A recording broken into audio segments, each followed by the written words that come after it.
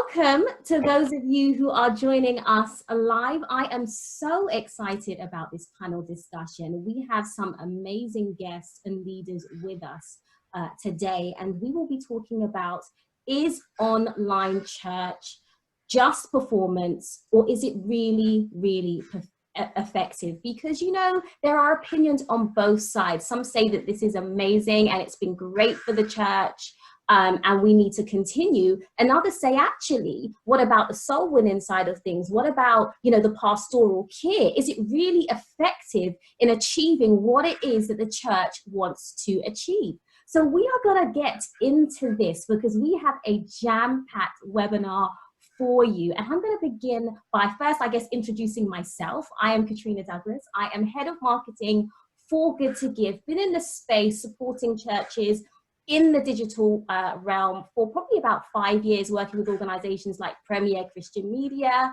as well as been in marketing generally and helping organizations on the whole for the last 14 years.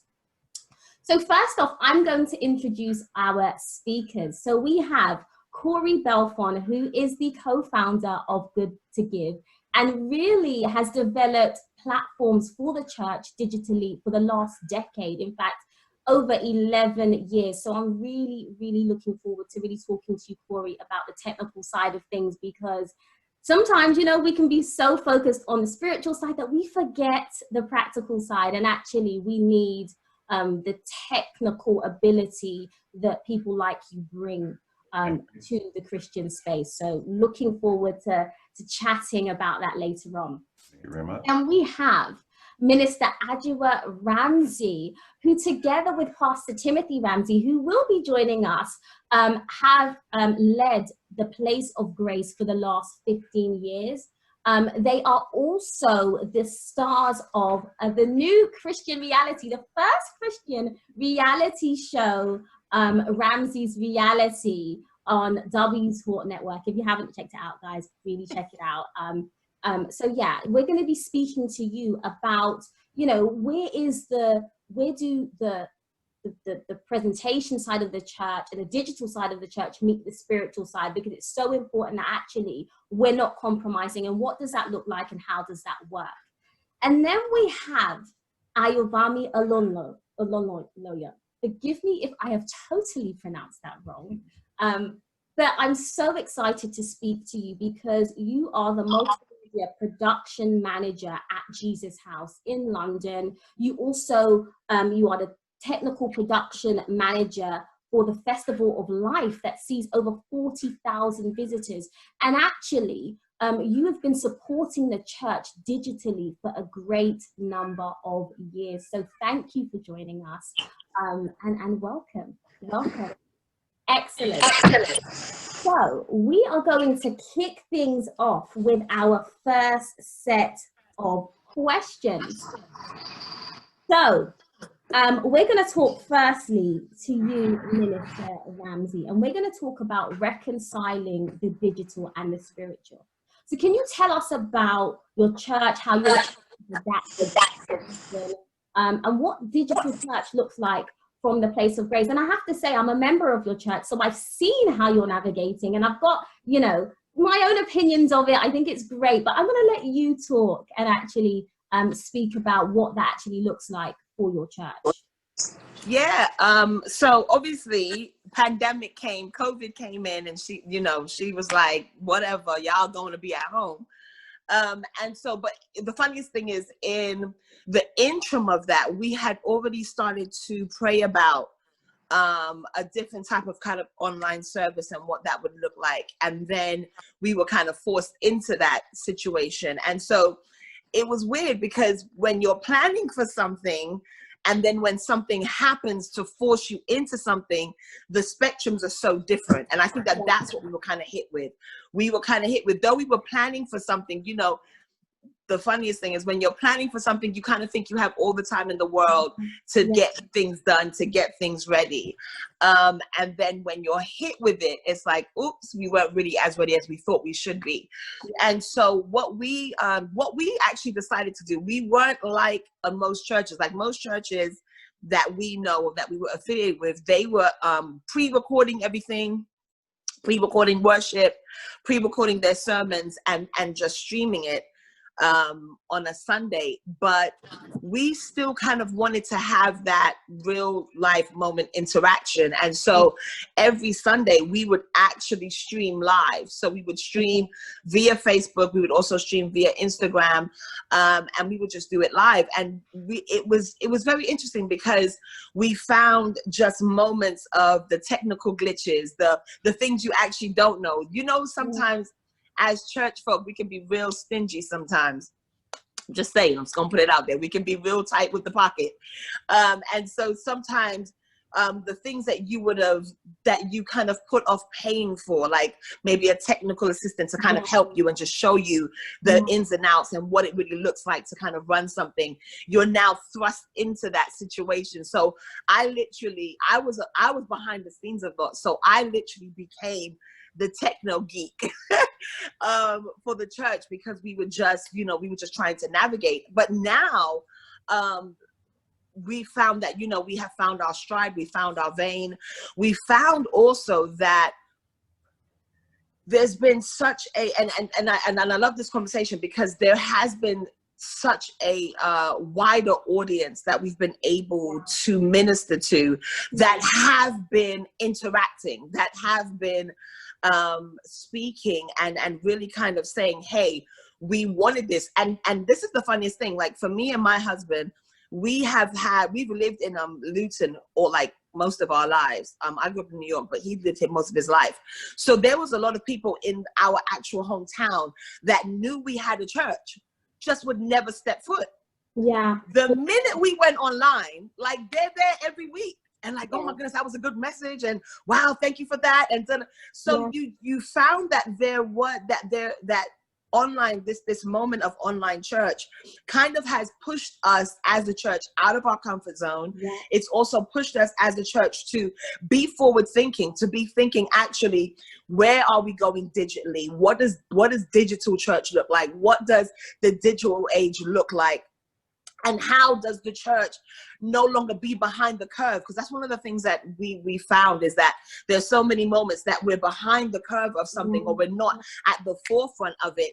And so I think one of the things that COVID has done that I think is a good thing is it's made the church have to realize you will be left behind if you don't get up and do what's needed to be done and find out actually where are we going digitally. Don't be scared of it. Don't run from it. Embrace it. Pray about it. And let the Lord give you wisdom on how you can really use it. So really, we've just been in this space where we've been using this online platform to really help push out the message of Jesus, and really help push out the fact that there is a church online for people that want it. Yeah, excellent. I love that. And let's talk about just your makeup as leaders, and the fact that, you are ministers, you've been preaching the gospel for 15 years, but also you're very media family, and, you have a talk show. And some people might say that that's a contradiction. Do you know what I mean? Because we have a certain image of what church is. But when we look at how you show up digitally, you have the church and the ministry, and your church is very sound doctrinally. But yes, you also have a talk show. Your daughter was in Madagascar in the West End recently. Your whole family is media and performance. How does that reconcile? Because I think some people think that there's a friction there. But how does that reconcile? And how do you reconcile the two? For me, I feel like the church has done a great job of isolating itself from just life. Yeah. And so I feel like we as the body on a whole, we have done a great job of separating things, when one of the things that the Lord has always spoken to me is about that scripture where it says that the kingdoms of this world will become the kingdom of our God and his Christ.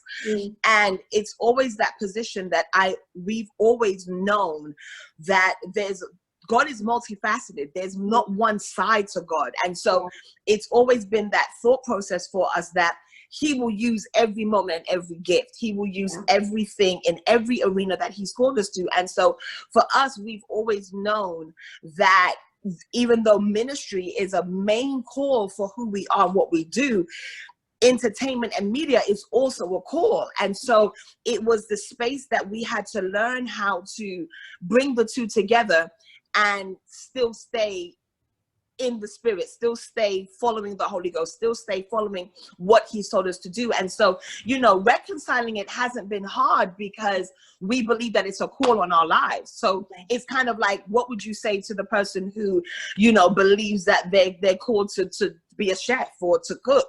Would you say to them, well, because you have ministry, you shouldn't do that? And so for us, one of the things that we really love to do here at the Place of Grace is we really love to be able to allow people to see that there's different streams and different places and spaces that God has called us as believers to. Yeah. And so I feel like one of the things that we have to do as believers is we have to get past this stigma of church. Yeah. We've got to get past the stigma of the four walls. We have to get past the stigma of everything has to happen and flow from in here. There are people who are called marketplace ministers that really have the ability to go out and change lives and change structures and change paradigms. But if we keep them boxed in to what we feel they should be, then the kingdom of God will never advance. And I believe that the church, the ecclesia, is the vehicle that God uses to advance his kingdom, but it's not the space that the kingdom is in. The kingdom of God is not in the church. I believe that we advance the kingdom and that we as the ecclesia advance the purposes, the plans, and the pursuits of God in the earth. But I think sometimes we just kind of limit and box ourselves. So we've just always made it a habit to be like, hey, whatever you want to do, Lord, let's go. I love that. I love that. And that's very much the ethos that you have in your church, because actually a lot of your church members do not function in the church. They're business people, they're creatives, they're in media, they're in politics. And I think what's so important about what you're saying is digital has taken away the facade. I think a lot of times people have left the church because we haven't actually been authentic, you know, in that physical building. But what digital has done and said, okay, we're actually human beings. And we're at a time where people are actually hurting, in pain, loss. They don't need facades. And so the beauty of digital is we actually get to see ministers like yourself as real people. And what that does is that opens the door up and say, okay, we're just like you, come in. And I think that's why digital church is effective, because it's almost removed a wall. So it's actually for me, it's almost the opposite of digital church being performance, especially for churches like you, because actually it's allowed the church to be more authentic. So I love that. Yeah. And so I'm just going to interrupt you and welcome Pastor Timothy Ramsay, who is also the co-pastor of the Place of Grace, who is also going to really add to this conversation on, you know, reconciling the digital and the spiritual. So welcome, Pastor Timothy Ramsay. We can't hear you. Sorry, guys. How are you? Hey, Katrina. Good to see you guys. Very well. Hope everybody's well. We are indeed. Hope you're well. Welcome, Pastor. Okay. So please forgive my surroundings. I'm in a transit van right now because we are physically moving the physical elements of our church into storage. So, yeah. So thank you for joining us in the middle of your transit, Pastor. Thank you. Appreciate it. So I'm going to give this one to you, Pastor. Then, why does the church need to take digital media seriously? I think in anything in terms of cultural trends and then even things that they trended once, but they actually become a part of a system that is here to stay.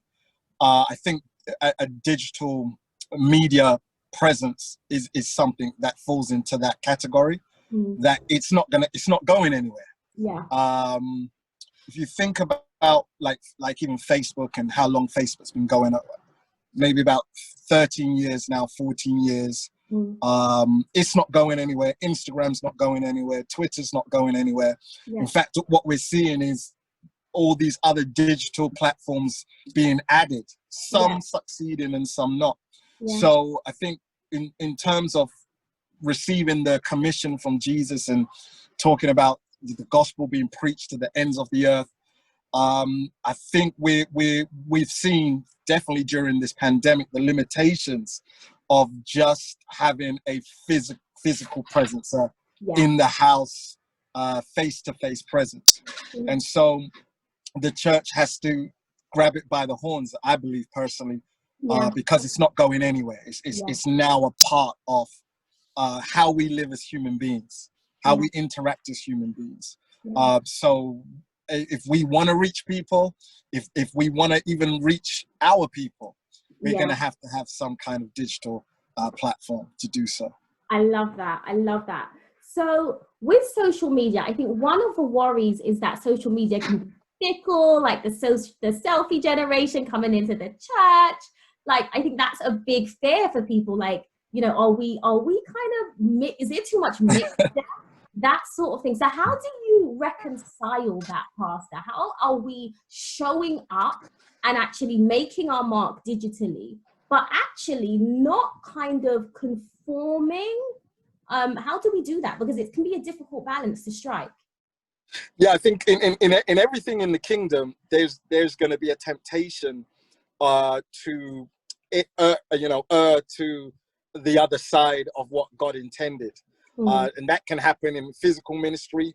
Your church can grow to in a particular degree, and then you start to feel the pride with the numbers. And so with social media ministry, likes begin to add to your ego. You begin to post, not so much for ministration or to help or bless people, but you post because of how it makes you feel. And of course, when we talk about ministry, it's not really about us and how we feel. It's about how we represent Jesus and how we represent the King. And so you everything in terms of staying true to the line, the will of God that he's called you to, begins with character, begins with that relationship with Jesus. Because your character can be tested in a social media world, particularly, and popularity can do it, but also no popularity can do it.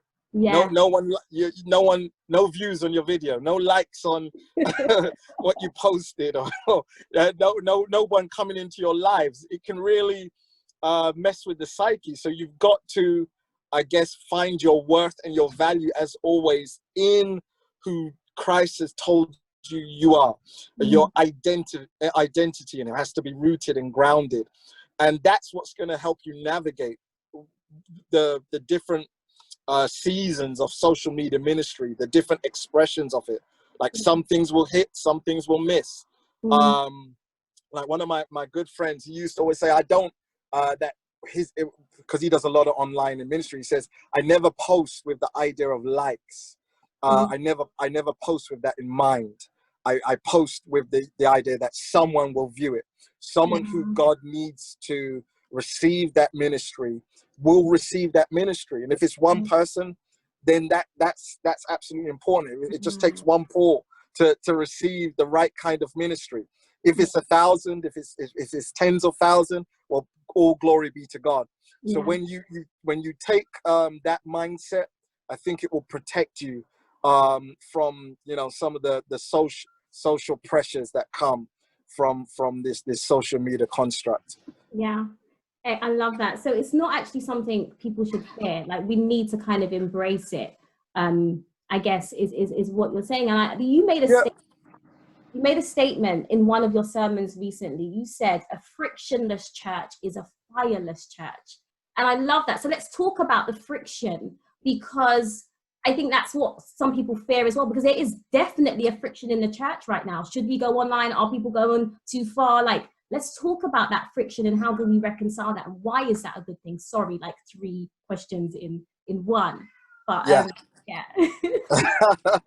Well, again, we've sometimes come to a place of naivety where we think that the church, for it to grow, for it to increase, for it to be any use to God, that it has to be this lovely, happy clappy, everyone loves kumbaya environment, and that means we're growing. Where in most cases, even scripturally, when you look at the children of Israel, and then you look at the church, most of the times these churches grew in seasons of persecution, sometimes through division. But the idea is that when we do things with people, there's going to be differences. But can we get to a place where these differences become more? Sorry, was that my sound? Is it back now? I think there's a little bit. I can hear myself echoing.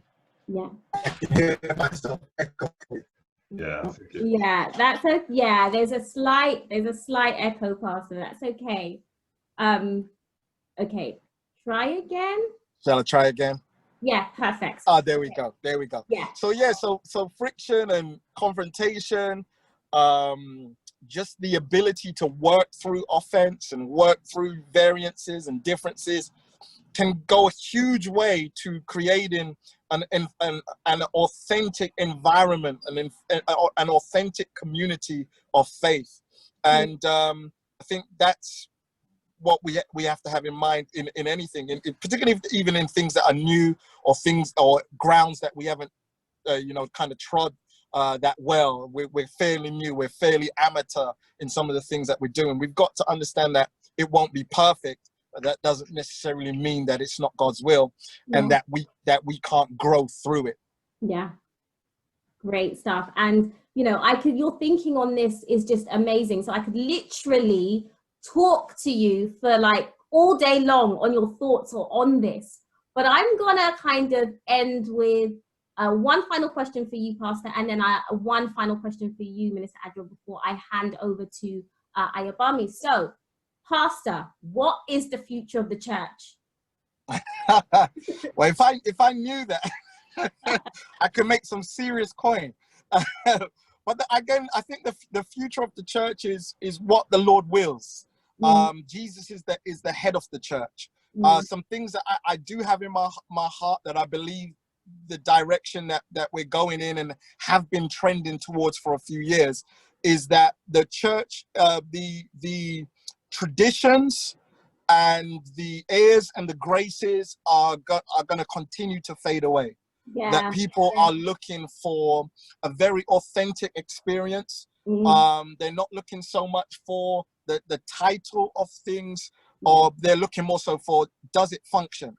Does this apostle function? Does this pastor function? Does this evangelist function? Do these ministers function? These elders function with love and with grace and with care? And so I think we're going to continue to see some of the high idols and high traditions are going to continue to be, fall away and carry less meaning in the next few decades. I certainly believe that to be true. I also believe there's going to be the digital impact of what this pandemic has done is going to continue to unfold, because I don't think there's, at least for a year or two, we're not going to get back to the way that we became accustomed to worship. And so what we're going to do is we're going to find new ways to recreate and replicate that experience. And so I do believe also you're going to see a lot more small group ministries begin to rise up, a lot more house and fireplace ministries begin to kind of expand and grow and evolve, because people are going to be seeking these experiences with God and with his people that maybe you can't have so much in a large gathering anymore. Yeah, I believe all of that to be true. That's amazing. Okay, so Minister Ramsay, so what are the main lessons that you think the church needs to take away from this season? Wow, oh my goodness, there's a lot. Number one, I think head pastors and leaders and those who are at the top, really, I believe that this season should have taught us how to rest, how to not kill ourselves in the middle of going after sometimes what we believe is God, but actually was detrimental to our health. I also believe that we should learn the point of relationship, real authentic relationship, because I really believe that that is something that the Lord has been shining a light on again. The fact that we need people. One of the things that COVID has, and I believe should have taught people, is we are not called to walk alone. We're not called to be by ourselves. We're not called to do this life by ourselves. And so I really hope and pray that people are learning how important meeting and the gathering with each other are, and how important relationships are, and how much we actually need them, and how much God really emphasizes them. So I'm praying that people learn that. I'm also praying that the church gets themselves back into the space where the creative ability of heaven really flows through them again, where we're actually we're the one on the brink of things. We're no longer the ones that are catching up, but that we're really kind of stepping out into spaces and arenas that we may have never thought we could have, and that we no longer again are called a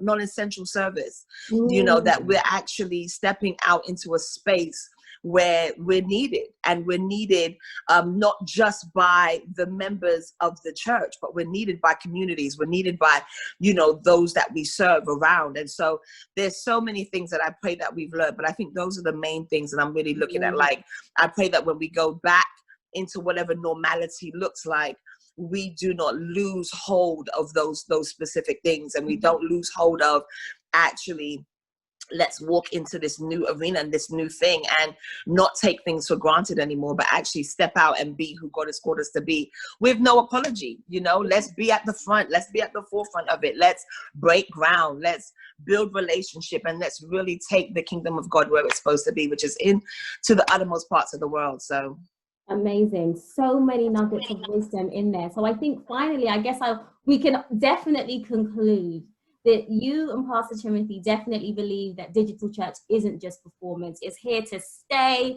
and actually it's facilitating the effectiveness of church. So amazing, amazing stuff. Thank you both. So for those of you that are listening, we are just, we're getting started, and we have two more amazing speakers.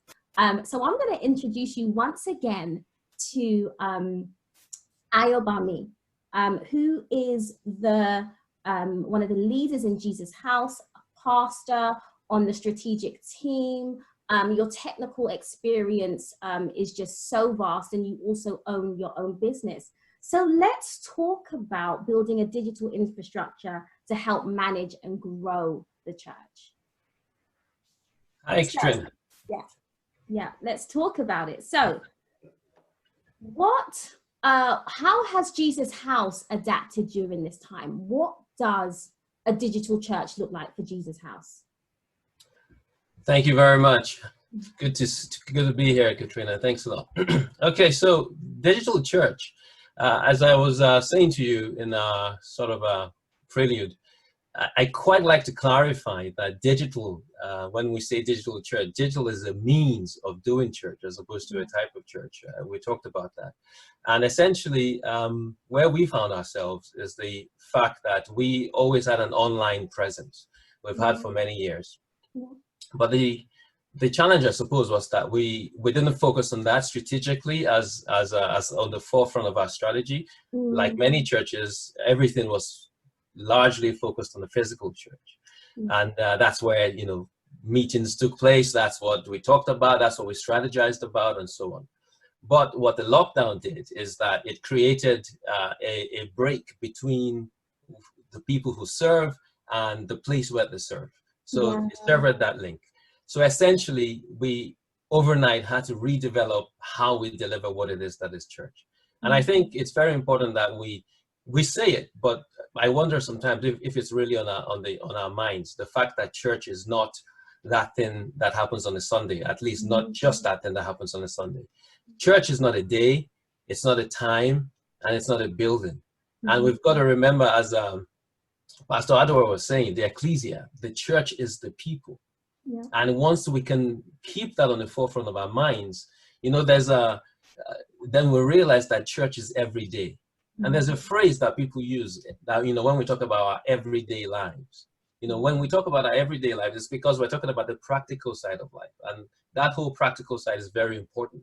So my point is, for Jesus House, we transition into being able to do online broadcast as the primary means of delivering the Sunday service.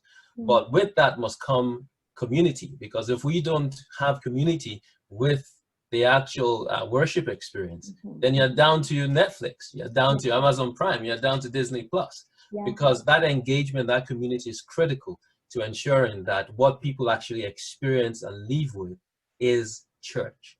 And so, yes, and that's where we find ourselves. We've had to pivot, to change our strategy, to change our focus, and to essentially be in a place where we can generate content, we can put that content together, broadcast it out, but also, in addition to that, actually engage with people, which is where tools like our engagement tools, the chat tools and things like that, Bible study on other platforms, and all these other ancillary services actually make the experience whole. Excellent.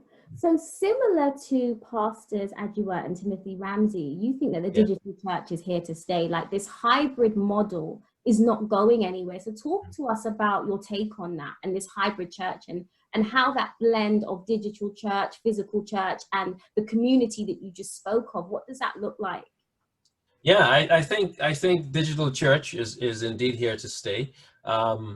Is it permanent? That is a question that I might contend with. Okay. And the reason I say that is because the shift to digital now is definitely here to stay. I agree with that. Yeah. But digital is only relevant as a delivery vehicle now. It's relevant now, it's today. So digital is what we're talking about today. What we know, of course, is that the message of the gospel has never changed. It's timeless. But the delivery mechanisms over the years, over the thousands of years that since Christ came, have always been modified along the way. Even in his day, Jesus used technology, right?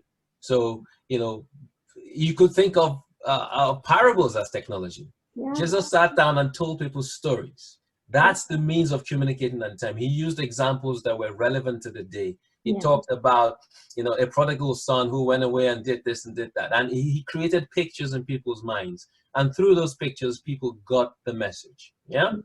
In the same way, Matthew 5, when he shared the Beatitudes on the Sermon on the Mount, the Bible talks about how Jesus goes on the mountain and he speaks to the people. It's technology, Katrina. Wow. This is him projecting his voice, allowing 5,000 people to hear what he had to say. If he stood in the middle of the crowd, and this crowd was 100 people deep, there's no way these people could have heard what he was going to say. So even then, technology was being used. They may not have had microphones. They may not have had, Jesus may not have had loudspeakers, and lights and all these things that we tend to use today. But technology was definitely used then. So the reason I say all that is because digital is today, digital is now. Katrina, somebody probably asked a question at the point when television and radio came in. Somebody said, should the church be going this way?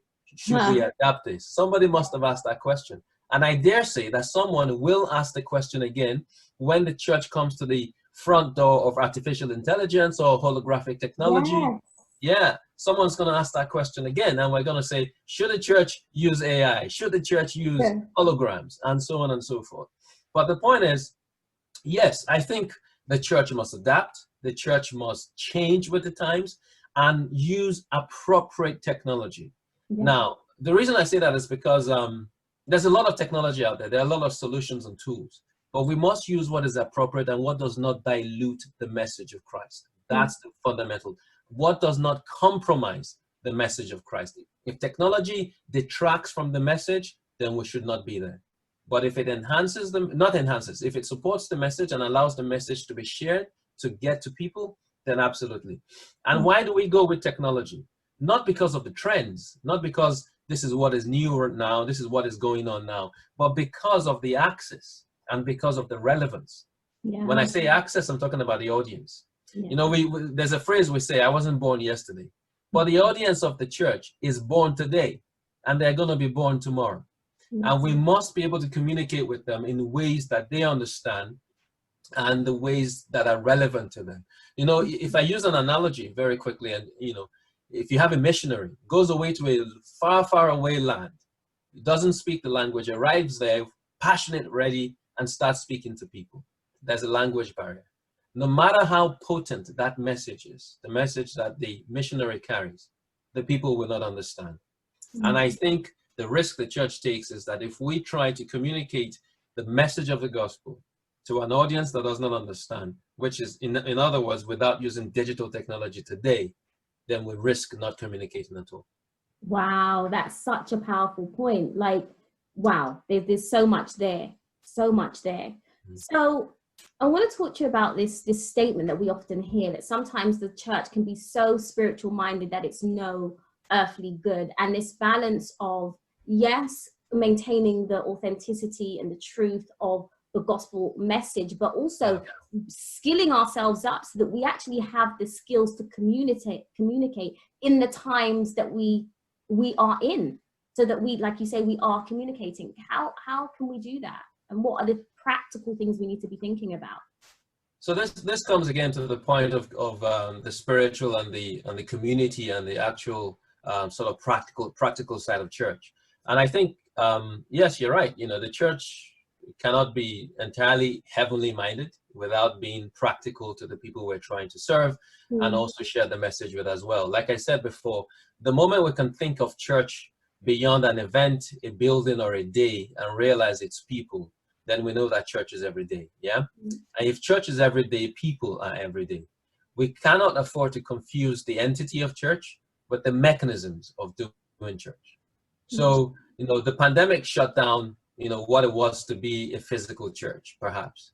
But something could shut down what it is to be digital. Yeah. And if that were to happen, church still needs to continue with the people.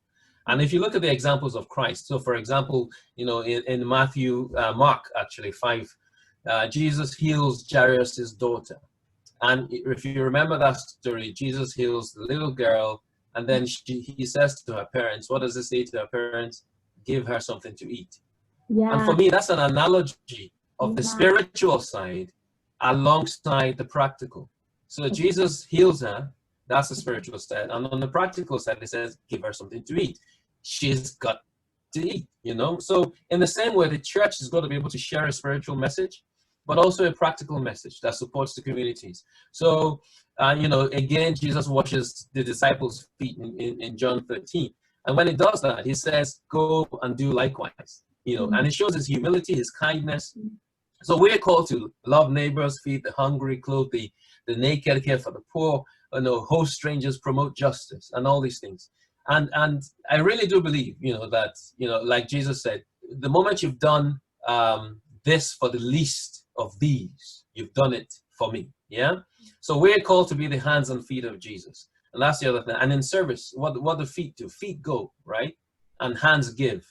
So I think it's pretty, you know, crucial that the church is in a place where we are being practical in supporting people.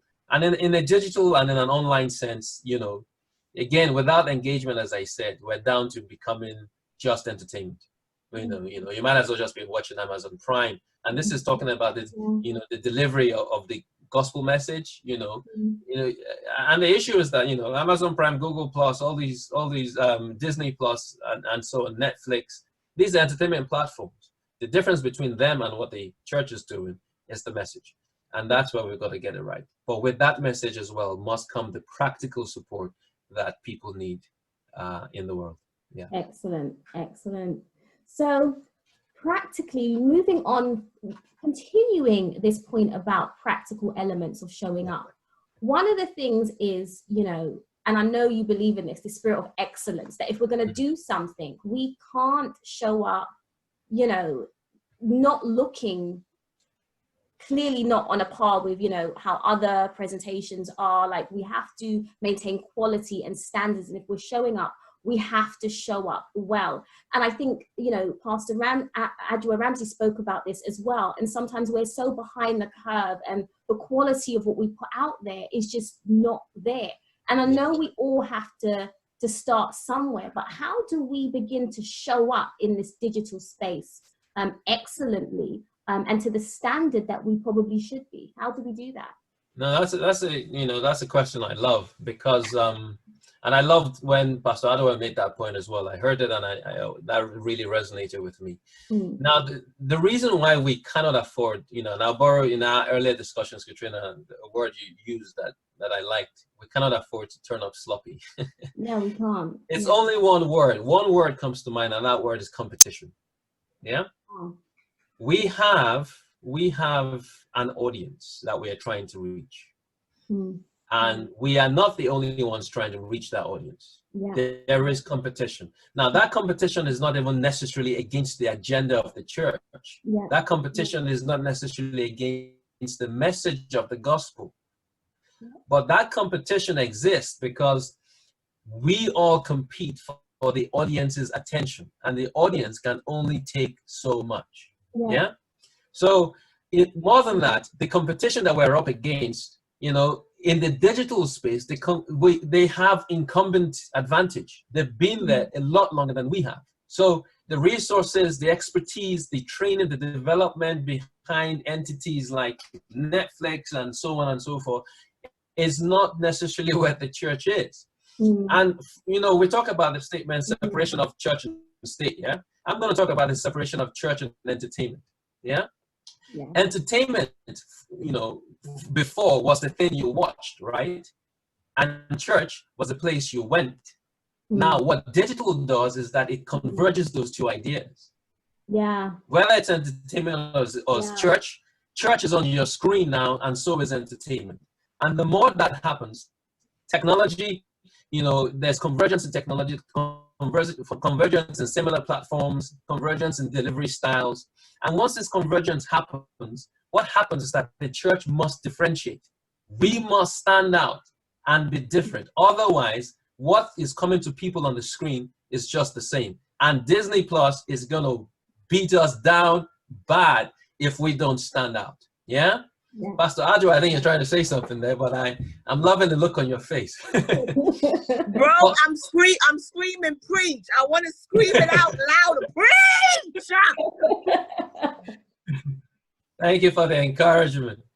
But yeah, so Katrina, the moment church and entertainment land on our screens, if church doesn't differentiate, then we're gonna get lost. And the differentiation comes in the means of the message. We have an advantage there because the message of Christ is eternal. It's excellent. It's beautiful. We believe in it as Christians. We know, and the world cannot compete with that message. But you know where the church can compete? Where the world can compete? In the packaging. Yeah. Yeah. And if we're not careful, they'll beat us hands down on that. And the combination of the packaging and the message is what the audience perceives as quality. Yeah. So if you have a great message, badly packaged, the audience doesn't like it. Yeah. And so the world cannot, as I said, finally, if you look at the final product that we deliver, I want to share 3 Ps. And those 3 Ps is that the product is a combination of the presenter, the presentation, and the presence. Yeah? Okay. So the presenter, for example, in the world of entertainment, people do auditions before they can get into a movie and they get the part. The church doesn't really do that. In terms of presentation, the core message, of entertainment does not have any real house. People do all genres of movies, action, this, that, but we have a core message. More than that, our core message is susceptible to being distorted because of false prophets and so on and so forth. Yeah. So again, we could lose on that front. And in terms of presence, people go and train. They go to schools to develop their act and their thing for entertainment. But again, in the church, we likely wing it. Yeah, get up there, speak, do whatever you want to do. Yeah. So from a spiritual perspective, if we don't sort out the message, the message is solid, but again, as I said, it can be distorted. But if we don't sort out the packaging, then if packaging is all the audience sees, then Netflix is already won. Yeah. Wow. And that's why we've got to get it right. Yeah. Incredible. Yeah, okay. Because once I watch my Netflix movie, I'm tired. Do I have time to do something? There you go. You get the point. Incredible. So there was so much there, and you're all gonna have to watch the replay of this because there's so many nuggets here.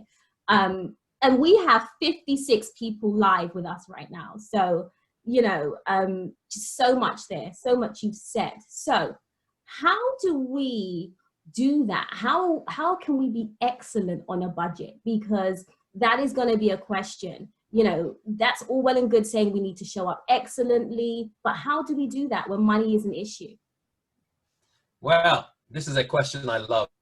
And the reason I love it is because the question says, how do we turn up on a budget? How do we have a strong presence on a budget? My answer is very direct. And forgive me, Katrina, if it's not what you're expecting, but my answer to that is by not starting with a budget. Okay. Don't start with a budget at all. Okay. Yeah? Because it's two schools of thought, yeah? You can begin a journey with the idea that, oh, it's got to be on a budget. Or you can begin the same journey on the idea that it's got to be quality. One minute, Pastor Ayobami. I don't want anybody to miss what you're saying, but your sound is distorted. So could you just come out and come back in? Because honestly, there's so many gems. I want to make sure everyone can hear. So if your sound is slightly distorted, so if you could come out and come in. Okay, let me jump out and jump back in. Yeah. So the sound is slightly distorted. If you can come out. Yeah. Okay. Excellent. So there was so much there, and while we are waiting for Ayobami to come back, I see we have some questions in the chat until he does. Okay, so what do we have here? We have the technology is merely a conduit to the people to deliver the message. Absolutely, absolutely. Cybersecurity issues, the church must be well equipped to manage these, please. I'm gonna speak to Corey about this in a few minutes. We're gonna touch on that, Yanks, we're gonna touch on that. But can you hear me now? Ayobami back. So let's get back into that point. And you were saying, Ayobami, we should do away with the budget so we don't start with a budget. Brilliant, yes. Can you hear me clearly now? Yeah, I can hear you now. Fantastic. Okay, so I was saying that the question begins on the paradigm that how can we do it well on a budget? And I'm saying shift the paradigm. Don't start with the budget, start with the quality. Yeah? Wow. If you want to do it well, focus on doing it well, not focus on doing it cheap. Yeah? So it's a mindset change, and it might be a little thing, but it's a mindset change that's important. And the reason for that, Katrina, is that because the tools that we need to do the job, there are quite a lot of them that are free now. Yeah? Yeah. I did a little piece of research recently. YouTube, right? If you want to register a YouTube account right now, what does it cost you? It's nothing. It's free. Yeah? But guess who has a YouTube account? Apple has a YouTube account. The BBC has a YouTube account. Amazon has a YouTube account. The White House has a YouTube account. But they have not, it doesn't cost them anything, just the same way it doesn't cost me anything. Yeah. So the fact that there are these massive organizations is not an advantage to them or a disadvantage to us if we want to open a YouTube account. But I'm just using that as an example to show that it's not always about the budget. Yeah? So start with a vision. Yeah? And be clear about it. Katrina, something I've heard you say before, which I agree with, I totally subscribe to, is that less is more. Yeah? Do a few things very well rather than a lot of things, in a shoddy way. Yeah? Determine what you want to see. Look around, ask around, find out what excellence looks like. You may not know, research it. You may think that, this rock in front of you is the world, but there's a horizon out there. Yeah? You got to get out there, ask people, don't assume that what you know, but teach yourself what excellence looks like. And I challenge myself with that. I'm saying that to myself as well. And the reason I say that is because it's easier, Katrina, to cut down from what you see to what you can afford. Yeah. Wow, yeah, so and it's easier to do that rather than to build up from what you can afford, because you may never see all there is out there. Yeah. Excellent. Excellent. So if you want to do it well, focus on the quality, determine where you want to go, do less to achieve more, but don't focus on the budget. And then as time goes on, what God gives us a mission anyway, He will make provision. Yeah, love that. Love that. Okay, so practically, where do you think, a church should start with equipment? What are some practical guidance you can give on the equipment a church should have? Well, because I don't want to be greedy, because I know Corey is coming after me. No, you go. I'll make this very quick. So there are three broad categories of equipment, and I hope this simplification, makes it clear in people's minds. And the three broad areas are capture devices. You need some sort of device that captures the content you want to share. That might be like a camera, and in the world of cameras, you might go production cameras. Sorry, your sound is cut again. So do you just want to come in and out again for me? Because when you do that, it's perfect. And then you don't miss these gems. Perfect. All right, so let's just nip back over to the chat until Ayobami comes back. So what are you saying in the chat? One thing there is, which is a good point, which is what I was thinking, is if you get yourself a decent phone, modern phones, somebody, I think Remy has said, modern phones actually have better cameras than the kind recorded news 10 years ago, which is absolutely right. I watched on BBC Clip the other day where they recorded a whole show using mobile phone cameras. And I think, the message of what Ayobami is talking about is sometimes you've got to start with the right mentality. There are tools out there now. The democratization of technology has come down to a point where the quality of tools that you have at your disposal, that's no longer the prohibiting factor in it that separates who can make content from who can't. It's more about your mentality towards it. And one thing that I often find is that, it's your attitude and your staying power. When I'm trying to solve a technical problem, it's going to throw hurdles. The people who decide to give up at the first couple of bumps don't ultimately get to the level of quality that really they should do.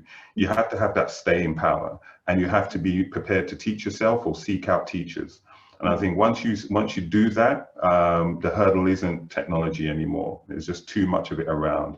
And when I come to my part of the talk, I talk about how that mentality enabled us to start a business. So good. Excellent. Okay, so before we get into the full spectrum of Corey's section, is there anything you would like to add to that, Ayobami, in terms of equipment? Is there anything you would like to add to that? Can you hear me? Still. Yeah, go for it. Try again. Yeah, go for it. Try again. Okay, how's that? I don't know what's going on. Sorry about this. That's all right. That's okay. Go ahead. I think you can go. Okay, so it's a bit delayed, but it's fine. I'll just speak and then you'll hear me. Okay. So basically, I was just saying that, capture devices, and I completely agree with what Corey said. There's a democratization that's going on that makes equipment available to us all now. But then you also need some sort of transmission system, something like a computer, a streaming software, a broadcast unit that will push that content out after you've captured it. And then finally, you need some sort of output portal, a website, a YouTube page, or some place where that content will be put out. So those are the three broad areas of equipment. And but if you look at the variation from cost to functionality, there is a lot of variation there. So that's beyond, we can't go into that detail. So there is a lot of choices that we can get from between capture, transmission, and output. So, but one last thing I'd just like to add is there's an idea in engineering called the cost, quality, time triangle, cost, quality, time. And pick two. You can't have all three. Cost, quality, time, pick two. You cannot have all three. And what that essentially means is that if you want to do something quality, but you want it now very quickly, then it's going to cost you a lot. Pick two. You can't have three. If you want to do something that is cheap and you want it, to be very good quality, then it's going to take a lot of time. If you want one man to build a bridge, then he's gonna go for like 15 years to do it. Because you want it cheap. And of course, the third one is that if you want something cheap and you want it now, then you can tell that one, don't you? Then it's gonna be rubbish quality. So cost, quality, time, you've got to pick two. And I think the issue here is that we're focused on quality and cost. Those are the two key things for the church right now. Because time is not, really a factor. So cost-wise, don't focus on that, focus on quality, and hopefully you'll get what you need. Great. Thank you so much, Ayobami. And I love that analogy of quality time analogy. I think that's a great nugget to take away. So we're now gonna go over to Corey Belfon, who is the co-founder of Good to Give. Like the nuggets of wisdom that we've had so far have just been so rich. And Corey, I really want us to go back a bit and really talk about who Good to Give is, journey and story, because honestly, you have been impacting churches behind the scenes for a whole 11 years. And I think not a lot of people know about that, know about your story. I think, you know, now is prime time for Good to Give. It feels like what you've been building, the time is right for that. But what people don't realize is you haven't just like turned up out of nowhere and just started to build digital solutions. It's literally been the bedrock. So let's talk about that, and let's talk about it. Okay, well, thank you, Katrina, and thank everybody for their great contributions. Lots of nuggets there. Yeah, I mean, for us, myself, Corey Belfon, and Des Stewart, my co-founder of Good to Give, the technology journey and indeed the entrepreneur's journey has been long for us. So we started in the IT industry. Des has worked in nearly every bank in the city, and I've worked for large companies, going back as far as Olivetti, for those old enough to remember that company, through to CHS and Computer Center, which was one of the largest computer companies in Europe. And you know, for myself in particular, technology has always been a passion of mine. You know, from my earliest days as a youngster at primary school, building a computer dog, remote controlled dog, to programming at home and things like that. It's always been something that, you know, God has given me as a calling. So our journey to get into Good to Give started with us starting a computer company ages ago, and that grew to a large computer reseller and consultancy. And in 2008, when the financial crash came about, that put us in a position where we had to close that business. And then Des and I was left with a blank sheet, and you know, what do we want to do? And we set ourselves some goals. You know, we wanted to be in a position where we could you know, give back, work with our own people, do something that had annuity to it, meaning a reoccurring income, and also do something that we felt had value. And when you're starting a business, setting goals like that, you know, drastically reduces the amount of options you have. But for us, with our experience, we felt that we could do it. And the sort of light bulb moment came when we were working with an accountant, and we was doing some gift aid for a temple. And Des and I thought to ourselves, you know, after the meeting, you know, we said to ourselves, you know what, this could be it, because, you know, our communities out there, our churches out there, they're fundamentally lacking a lot of these services and a company that's going to focus on their needs. And, you know, a lot of the challenges churches have is things like structure, is things like having the appropriate skill set available to them to be able to do certain things. I mean, the larger churches suffer from that less so, but there is sometimes a mentality amongst some of the smaller churches where they're reluctant to want to pay for professional services and things like that. And when when you was talking about how you start something, so you know, we've got this seed of an idea. How do you get going? And for us, you know, starting a business was as simple as deciding you're going to do it, then looking around the internet for software, and you know, there's plenty of free stuff out there, and looking at what resources we had available to us at the time. So Des and I, we had a few computers, and you know, we had an internet connection, and we had ourselves and our desire to make something happen. And you know, that started with us, in our first client, printing off envelopes on some printers that we salvaged from our previous print business in a bedroom in my house. I think that was for a Korean church. to now having processed just under £50 million worth of donations for charities up and down the country and churches up and down the country.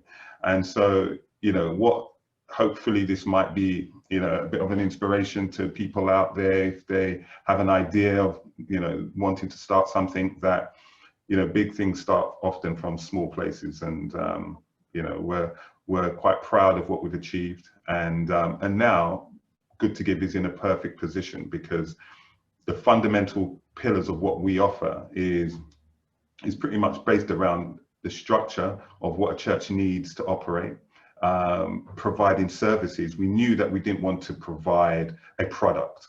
There's plenty of products out there. The problem that a lot of the churches have is not so much, you know, being able to operate a product once they're taught how to use it. It's the time and the effort and the expertise to be able to put that product to good use. And so therefore our business has always been about providing a service to churches, so that we can help deal with that time. A lot of them use volunteers and people like that, who sometimes they can be with the church for a period of time and then they can move on and so on. And what you tend to see is an up and down in terms of productivity coming from churches, because of this transient nature of sometimes people passing through the church. And you then end up in a situation where what we see a lot of is you have one person in the church wearing multiple hats, running from pillar to post, trying to keep all the plates spinning at the same time. And ultimately what that does is that, you know, like the triangle that Onabami was saying, you know, you can only do so much. You know, if you're gonna spend a lot of time trying to keep those plates going, then that's probably going to be at the compromise of moving forward and progress. And so therefore, you know, we come in as a company where we help to take a couple of those plates off your radar and help you to operate more efficiently. And yeah, you know, the software that we develop is targeted at that. Yeah, amazing. So, you know, I have to say, I just really plug Good to Give here, because Minister Ramsay spoke about, in this time, we do need partners. We need to club together. And so if you're looking for someone to support you, a business that actually cares, real people that actually care about the church and what it's trying to do, then actually you'll be hard pressed to find a better partner than Good to Give. And like I said, they've been doing this for over a decade. And so let's talk about some of the solutions that you've built over the years, Corey, personally built. So from the gift aid platform to GDPR to accounting, to now the digital platform. I mean, like, we could spend days even just talking about the benefits of each of those. But let's jump to the digital platform, because I actually feel like that platform, it's almost like you preempted this time, because it seems like it was built for the times we find ourselves in. So let's talk about that. What is it? Yeah, I mean, it was fortuitous for us to be in a position where we had an app to go right at the beginning of the COVID pandemic. So, I mean, we'd been working on the app for over a year. And, you know, as you mentioned, we provide a number of services, and part of the strategy was to enable us to be able to bring all of our services to a platform that made it easy for a church to basically operate out of your pocket or your handbag. And so the digital platform, the first up in that line of applications is there's two. One is an app which is available on iOS and available on Android, which the first app is a management app for the management team of the church. And that goes under an orange logo. And what that does is that allows the management team to provide structure. So it enables them to create the environment for the members to then exist in. And then there's a member app, and that app is for obviously the members of the church. And what that allows them to do is to participate in the environment that the management team have created. So once the management team have set up the events and have set up the donation projects. So when I talk about donation projects, you know, every church typically operates on donations. That's one of the primary means of raising funds to operate the church. So our app simply allows you to set up all of the different types of giving that you might need to participate in.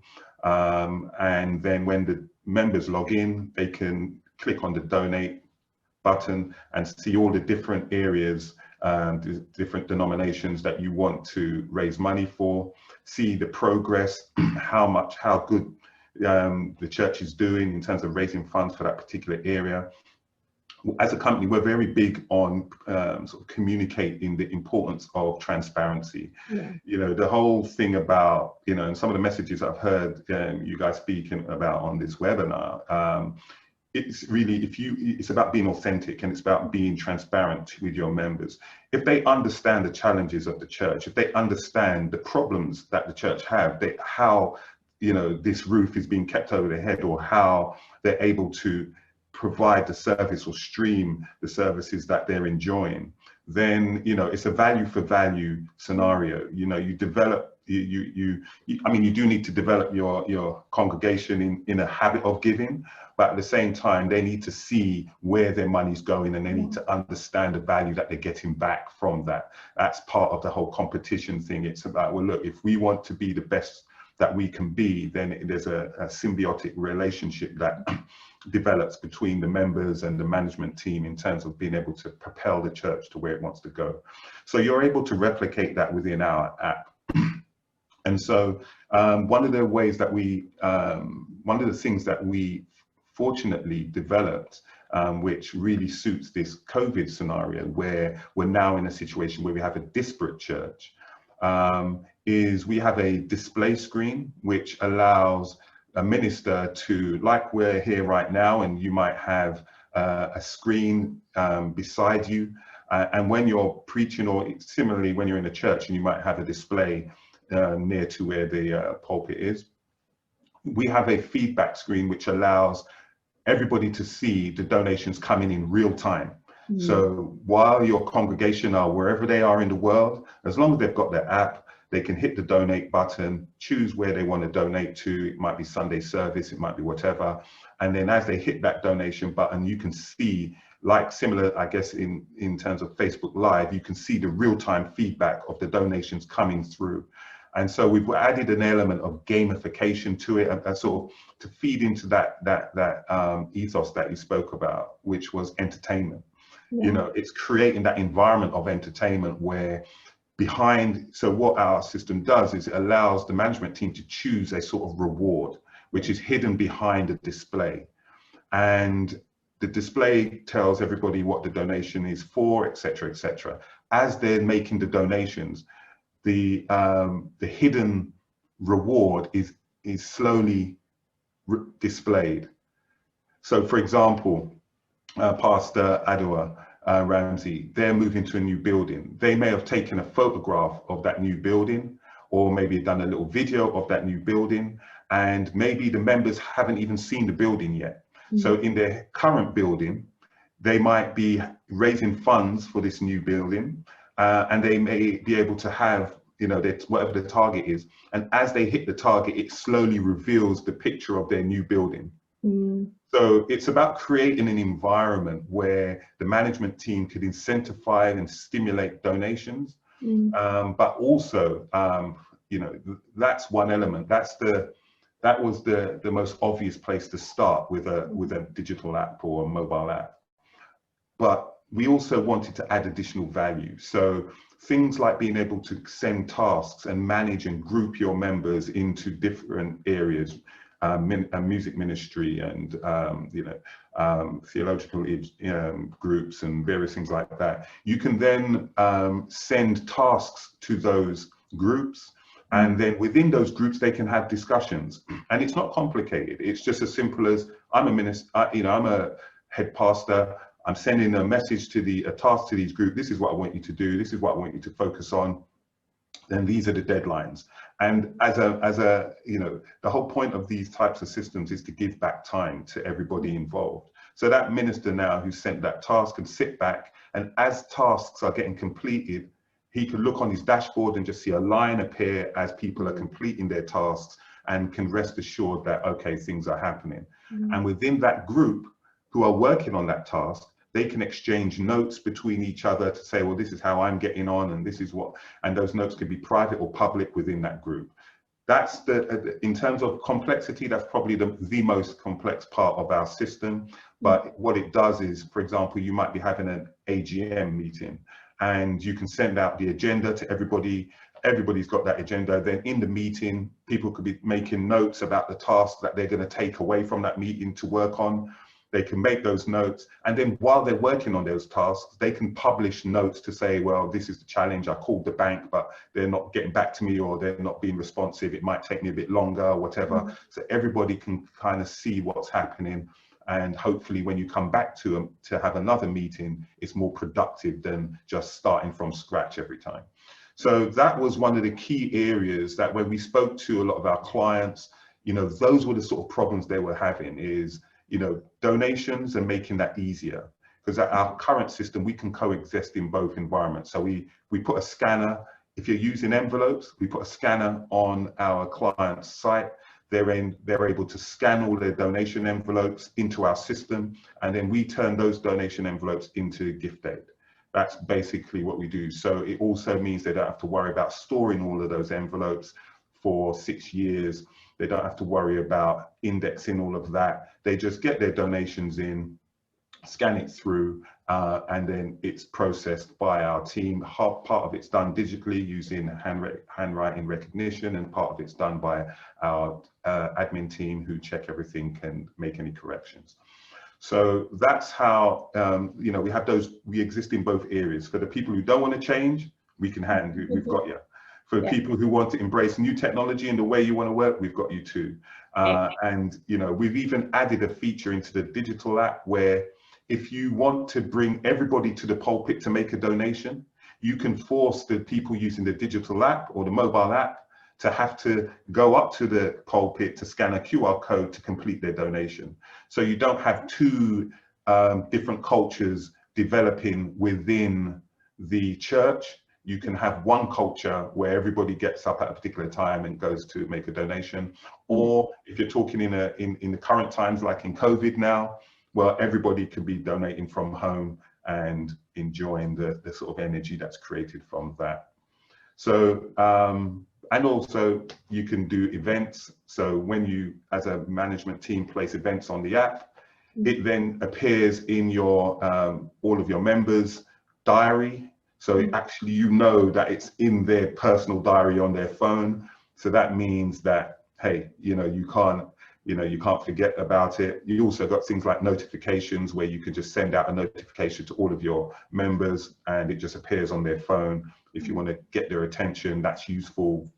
Before you're just about to start a service, you might just send out a notification just to, you know, remind everybody, you know, we're just about to start, and so on. And also one of the useful features that was asked for, one of the top 10 features that was asked for, was the ability for everybody to be able to run their own reports. So what that simply means is that instead of members having to come to the management team and say, can you give me a list of all of my donations and all of my giving and all of that stuff, they can just go into the app and run a report over the period that they want and download it as an Excel file or a PDF or whatever. And for higher tax earners, that might be useful as well. So yeah, I mean, amongst all the other little features, you know, it's really a solution specifically designed for churches, and we didn't want to overload it with loads of different features, loads of different things to make it difficult for people to operate. It's got the main ones that you're going to need. And yeah, it's we recently introduced a new partner because one person mentioned about security, and I really want to sort of touch on that. So we were as I said, we've been working on this app for over a year, and one of the main challenges was trying to find partners that we could work with, that we knew we could trust from a security point of view. You know, as you know, obviously, if we've transacted over just under £50 million worth of donations, we've got a lot of data in our system. And we haven't sold that data. We don't use that data to market to people. We don't do any of that. So we needed to make sure that we were working with people that we can maintain that integrity. And so making sure that we chose the right partner was key. But what that did was that meant that it came at a cost. And so we had to, over the last couple of months, we've been trying to seek out partners who would work with us to help lower the costs of being able to deliver the service to our clients. And we've managed to do that now. So, you know, this is the first time I'm announcing this, but yeah, hopefully we should be in a position where we can offer our donation app service without a sort of monthly fixed fee to be able to use it. So that's an achievement that we're proud of. Excellent. So if people want to try out this app, how can they go about that? Well, quite easily, really. I mean, where we're different to a lot of service providers. I mean, as I mentioned, it is on. You can go to your iPhone now and search for it. You can go to. So you'd search for "Good to Give," one word, and it's either a yellow icon or a green icon. Or you can go to the Android store and you'll find our apps there. But to engage with those apps and to get everything, the member app can't operate without the management app. And for the management app to work, you need to be one of our customers or you need to register with us. So what that means is that you could download the app. If you want to trial it, simply just get in contact with us. We can set the environment up for you and then you can trial making donations. We can give you sort of trial credit card details that you can use from the member app so that you can basically get the full experience of what it's like to use it without having to, you know, sort of make a commitment. And yeah, then, you know, it's available for anybody to really download. Excellent. So we are over, but I think, you know, I hope you'll agree that it's been worth the extra time that we've spent. So Corey, I just want to give you the final words on the question. So is digital online church effective or is it just performance? Well, okay. I mean, clearly a lot of positive things have been said on this webinar, lots of useful nuggets.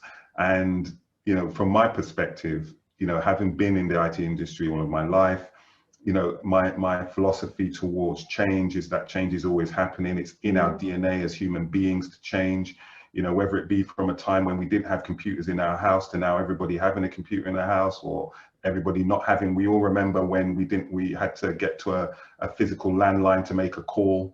Now we have phones and it's ubiquitous and we all know it, we all expect it and take it for granted. So this is just part of that change. And I know for a lot of people, there's a lot of trepidation, a lot of fear about moving into areas that people don't really know much about. And just like Pastor Ramsay said, she had to go through an evolution of being able to empower herself to technically manage the changes that were happening. It usually takes somebody to go through that pain, to get over the hump of resistance, to you get to a point where I actually know what I'm doing now and I'm actually being productive. A lot of people drop off on that hill on the way up, and you need to have that staying power to do that. So I think, you know, for a lot of churches, if they're worried about this sort of change and where it's going, then for me, it's about getting in control so you can make sure that it's going in the direction that you want. And another key thing is to partner with a company that you can trust. It might sound like a shameless plug, but you know, we come from an environment where we understand the principles and the methodology that a lot of churches tend to operate on. And from us as a business, our integrity is important to us. And so, you know, you can trust Good to Give as a partner. One of very few partners that focus within the sort of the ethnic minority space, owned by ethnic minority people that understand the principles that, you know, you could be proud of, essentially. And so, you know, I certainly believe if you've got the right partner and you've got the right management team and the management team are empowered with the right tools, then the digital environment is not the challenge. It's the people and what the message that they're communicating. That is the thing. The tools are just a means of being able to get that message out there. And on a final note, it is also about the follow through. So, you could save souls. It might be possible to save souls, through a remote type of scenario there. But at some point, you're going to need to bring that into a physical environment to take it to a different type of level where there's a more of an intimate connection. And I think that, being able to organize yourself as a church, so that you're effective and that you've got the time to put in place processes that enable you to have the full picture, get involved in your environment, in your community. There's one thing that I didn't see enough of, and we deal with over 400 churches up and down England. And one thing that I'm always talking to them about and saying you need to do more of is to get into your communities. COVID was we have a fundraising part of our business where we raise funds, we apply for funding, large scale or small scale for our clients.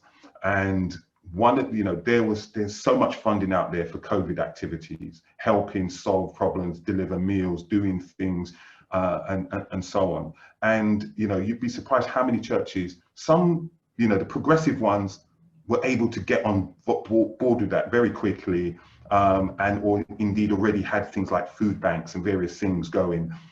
Being effective in the community. A lot of them were more focused about just within the four walls, and it's just our community, and the ministers are going to the same people all the time, looking for additional donations and support and so on and so forth, not looking outward and getting into the communities. And I think that probably those churches with that mentality are the ones that are probably suffering most in this time. And the ones that are more outward looking and more that embrace getting involved in the community and embrace the wider world are the ones that are thriving. And when I look through our client base, I can kind of see that reflected in our client base as well. So one of the things we're trying to do is try to reach out to those clients that are more reluctant, and reassure them that it can be. And this webinar and hearing other people's experiences is key to helping others think, what, this really can work. And don't just sit there. We hear too many times churches saying, oh, we're not doing anything till COVID is over. It's like, really? Yeah. COVID's not a bump. COVID is going to be here probably for a good while. So unless you're deciding to close your church, you're going to need to change the mentality. And so that's part of our mission, is what we're doing, and it's a calling, and we love what we do. Amazing. And if you want to find out more about Good to Give, do pop on over to goodtogive.co.uk, and I will be sending out a follow-up email. Do stay close to us. We're doing a lot of these webinars. We've got 3 or 4 more lined up before the end of the year. But I also just want to hand over to Ayobami. Is there anything finally that you want to leave the audience with? Hi, Katrina. Can you hear me? Yes, I can hear you. Brilliant. No, I think, thanks for the opportunity. I think my final word, I completely agree with everything Corey said. We've got to, like we said before, show up and show up strong. But I think it's crucial to retain that element of differentiation. The church is not called to be the world, and the church should not try to be the world. We must retain the message of the gospel as the core reason for our existence. And in doing so, look around us, be outward focused. That's what we're called to do. But not just outward focused in terms of the outreach, but also in terms of reaching out there to see what can support that gospel message. And in doing all that, excellence is our watchword, because we know there's competition for the attention of the audience that we are targeting. And like the Bible says, this gospel will go around the whole world and touch every corner, and then the end shall come. And I think we are here for such a time as this to be part of that engine that takes the gospel out, and we must use every tool at our disposal. Thank you. Amazing. Thank you so much for your participation, the value you've added. Pastors Adwoa and Timothy Ramsay, thank you so much. You've each added so much value to this, and I encourage you all. Minister Adwoa, anything finally that you want to say and add to the conversation before we sign off? Man, just follow these 2 brothers right here and you're going to be all right. I'm about to follow, like, and subscribe because they gave me some good nuggets. But yeah, I think just echoing that, the heart of Christ and pushing him forward and allowing him to give you the wisdom on what the future looks like. I think that's your best bet. But awesome job, guys. Y'all blessed my socks off. I've written notes. I'm gonna be calling and be like, yo, help me out now. Give me some wisdom. But thank you so much, Kat. Love you guys. And you. You too. Thank you so much. Thank you. Same here. I will be sending out the replay to this link. Literally, we've covered everything from the spiritual to the digital to the front end technology to the back end. Catch the replay. Do stay close to us. And yeah, look out for our next events on goodtogive.co.uk, and we will speak to you soon. Have a blessed afternoon and rest of the week. Bye-bye. Bye-bye. Bye-bye. Bye. Thanks, guys. Bye.